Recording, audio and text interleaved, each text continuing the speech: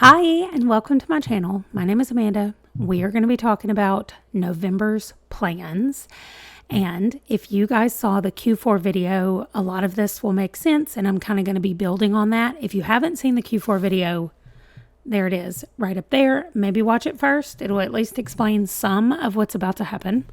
But this is what my Q4 reading plans look like, at least at the beginning, before I had the actual crisis where I was like, you're not even thinking through things. So let's talk and think through some things. Okay, the first thing is this has not even been updated. So let's exit out of here because you can't manipulate it when you're in there. And I need to mark off the things that I have actually finished reading. So we're going to start. Up here, I haven't finished any of these. I have finished one more of these. I finished all of those, none of these. But I have finished some of these, and I have finished some of these, a couple of these. Okay, so I'm reading this book right now, Shadow and Ice. I hate the audio narration. That has nothing to do with anything except it's making it very hard for me to want to pick this book up because, I really don't like it. Okay. Let's look at this. These are the books that I drew or spun or rolled or whatever, drew out of the thing to read.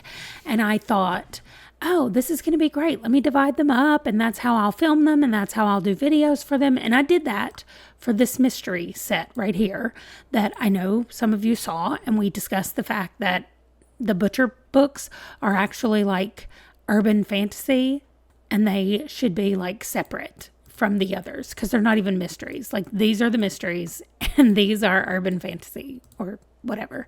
So anyway, and then I was like, this will be a horror vlog or a horror whatever. And I started it when I read Starling House. I talked about it and how I thought it was scary or not scary. And then I started The Vampires of El Norte and I was like, I don't want to do that. Like, I don't want to do what I just did with mystery with horror. Like, I don't know. I would rather that all be part of one video where I say, here is a wrap up of what I've read, and here are all the mysteries that I read and all of the horror that I read. Like that needs to happen in some kind of wrap up thing, I feel like. Anyway, I am still making a video of these 5 because these were chosen for me by small booktubers, and it's going on the My Herkyed thing, but I needed it.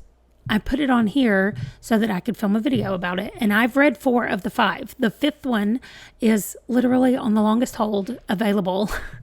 So I did just find it on Spotify, and I'm wondering if I have enough hours on Spotify to read the whole thing. Maybe if I start it now, because it's the 28th of October.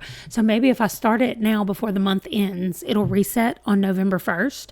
So I can read some now, and then when it resets, I'll be able to read more. I don't know how that works. Anyway, all of that to say, I still like that I have these books to read. What I don't like is that I can't figure out how to put them in an order or figure out how to even, I don't know. Like I still haven't in October, I didn't know how I was going to use them going forward. Like it's like, okay, you've got all these books. You've chosen all these books that you want to read, which by the way, these need to be added to it as well. And you can see, let me make sure this is all updated.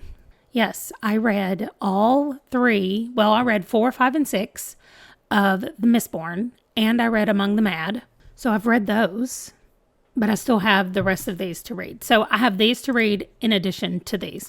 And part of the problem was because I was like, okay, I want to slow down and read fewer books in a month, but I still need to read 10 to 12 books in my 50 before 50. And I still want to read other books that are not in my 50 before 50. There are other series that I want to continue with. There's new authors I want to try. And so I'm like, just because I want to slow down, there's still a lot of things I want to do. So part of that became a problem as well. So now what I'm about to do is I'm going to rethink my November, make some decisions about what's going to be happening, and then I think I'm going to play a game for books. Okay, so after some wiggling and taking some things out, these are the books that I have left to read for the rest of the year. Now, some of them are in series together with each other, so I'm going to lay those out in the way that makes sense in my brain of like how I need to read first, second, third, whatever. And then I'm going to put this in an order of like, how many books can I start with? Because if it's in a series, I can't say, oh, I can just pick any of these books because I need to read this one before this one. So I'm going to rearrange it really quickly, and then I'll be back and I will start the game for what I'm going to read on November 1st. Okay, so this looks a little better than I thought, actually. I was thinking that there were a lot of them that had to be read before another, but there's only 6 of them that are part of a series or that I'm reading more than one book in a series. And the King Lear Dunbar thing, that's not in a series, but I do want to read King Lear before I read Dunbar since I'm comparing the two of them. And then I do have some over here that are part of a series, but I don't have to read it before I read the other one, if that makes sense. So that's why they're over there. So that means I have 38 books that are options to read. So I have more than 38 books to read over the next 2 months. This is for November and December. So I have 38 books to read, which, by the way, 38 books over 2 months is really a smaller amount. Like that's averaging, 19 books a month? That's a lot lower than it has been. And quite a few of these are graphic novels. So I'm hoping that will go easier or faster or whatever. So I need to figure out how I'm going to read them. Oh, there's one book that I need to add for the month of November, and that is from my membership jar. So my little jar right here has comments that has been made by my members. There is a welcome to the membership kind of thing when you join, and it says like, hey, put your recommendation down below or recommend me a book in a video and I will add it. So the first one, the very, very, very first book that I have is from Shorty320, and it says, I'm going to recommend the book that I feel like I've been recommending to everyone lately, and that is The Sweetness at the Bottom of the Pie by Alan Bradley. The main character just had my heart, and I never hear anyone talk about it. So, The Sweetness at the Bottom of the Pie is going to be my first member suggestion. There it is, right there. Nice. It looks like it is a mystery as well. That's not what I was expecting when I saw the title. I thought it was going to be like a fried green tomatoes kind of situation, which does have a mystery in it, but okay. So what I'm going to do, there are some of these that have to be read physically or on my Kindle. So those can take priority on my sprints that I've been doing once a week that I'm going to continue, where I'm just reading physical or ebooks during the sprints. And so that is going to be where I save those for. The rest of them are kind of going to be like when they're available, especially if they're on Libby and I put them on hold, because some of them are on hold. Right now, I have A Ruse of Shadows. This is the newest in the Lady Sherlock series, and so it just came out, and my hold on it says it still has quite a few weeks left, but as soon as it becomes available, I'm going to read that. The Impossible Imposter I got because it was on sale on Chirp, and I was like, oh, that's on my list, let me grab it. So I did. So things like that are available and I can read them whenever, and then I've got things that are on hold at the library that I can read.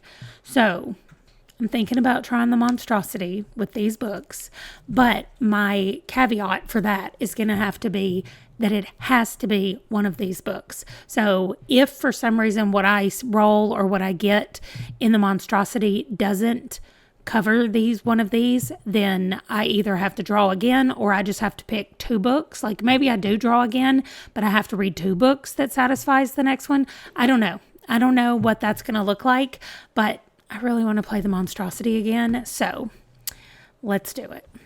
Okay, here we go.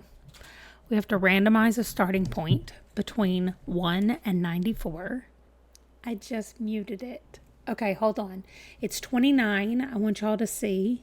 There we go, 29. So let's go find from right here, 27, 28, 29. And the very bottom is a free pick. I didn't decide what I'm going to do, but I think I'm going to pick a fall leaf. Let me grab one. Okay, I'm going to go with this one. It's pretty red, and I need it to be all the way to the front, please. Okay, thank you. All right, so at least it'll stand out. And we're going to get it down here on free pick, make a copy of it so that we have one to move around the board. I know I'm blocking the free pick. Sorry. I can go up here where I can kind of get out of the way, but you can see the free pick is down here in the bottom, and that's where we will be starting. I am just going to be I'm going to flip a coin to begin with either phase 10 or 5 crowns. Okay, so crowns go on heads, so that's going to be heads. If it lands on heads, it's 5 crowns. If it lands on tails, it's phase 10. Okay, so these are the instructions. I did say heads was phase 10 and tails was crowns. I even did this whole thing, I guess, for myself, but let me grab the phase 10 cards. Okay, here we go. All right, I'm going to leave it on this page at first so that whatever I draw, we can look at the thing and it'll tell us what it is. I remember a lot of these. There's cards 1 through 12 in here. A wild card is either going to move me forward or backwards, depending on what the coin flip says. And then I'm either going to go 1 to 6 spaces, depending on what I roll. And if I get a skip card, I always get to move forward 4 spaces. So we're just going to play this round and see how long it lasts. I promise I won't miss a whole section of it like I did in the last one. We were traveling, and I just don't know what happened to the footage. But somebody said, wait, you weren't this far in the last video.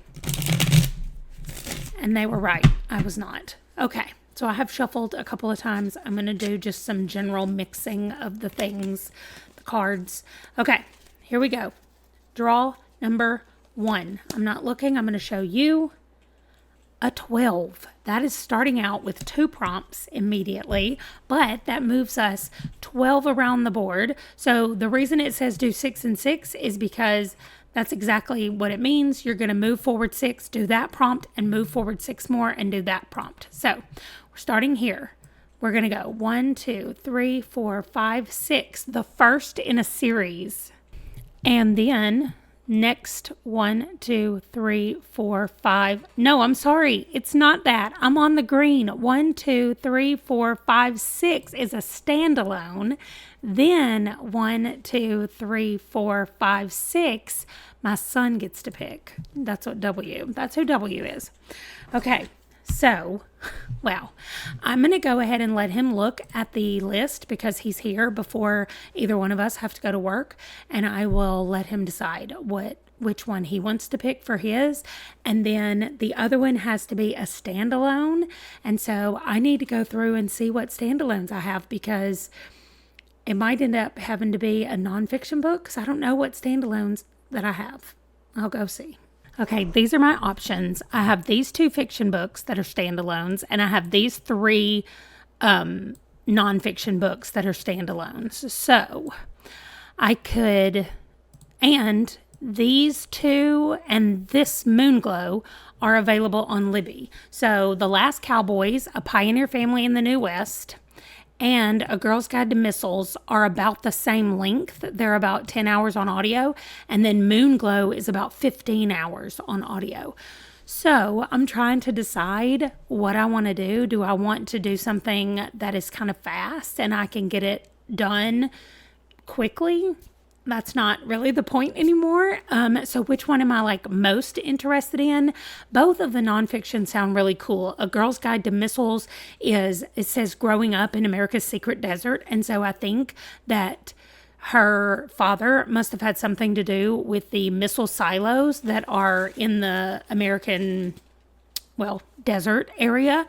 And maybe she grew up around them or out there. I don't know, but I think that'll be cool. The Last Cowboys is about, so it says it's in Utah where they follow the Wright family of Smith Mesa, and 3 different generations of their family. They follow them as they're dealing with all the stuff that comes with cattle ranching and rodeos and all kinds of stuff. So that also sounds interesting to me.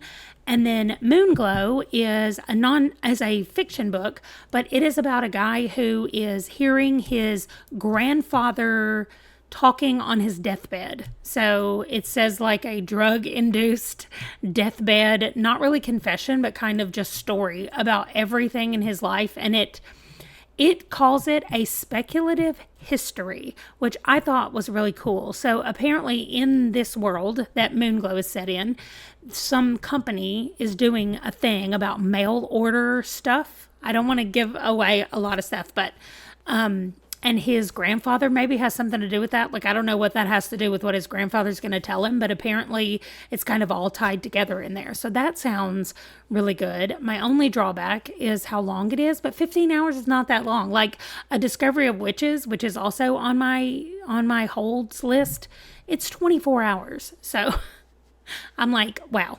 15 is not that bad. So I think I'm going to go with Moonglow. And it's one of the NPR books as well. So that kind of made me hesitant because I know that on the thing over here, I have a couple of them that say NPR book list. But I do still have The Last Cowboys was an NPR book list. And I have another one somewhere. I don't remember what the other one was, but I can find it when it's time. Oh, Dunbar was the other NPR thing. So that'll be fine when I get there. So I'm going to go with Moonglow. And I will check in with you guys and let you know how it's going. I'm not starting until November 1st, but Monstrosity is back, at least for a little while.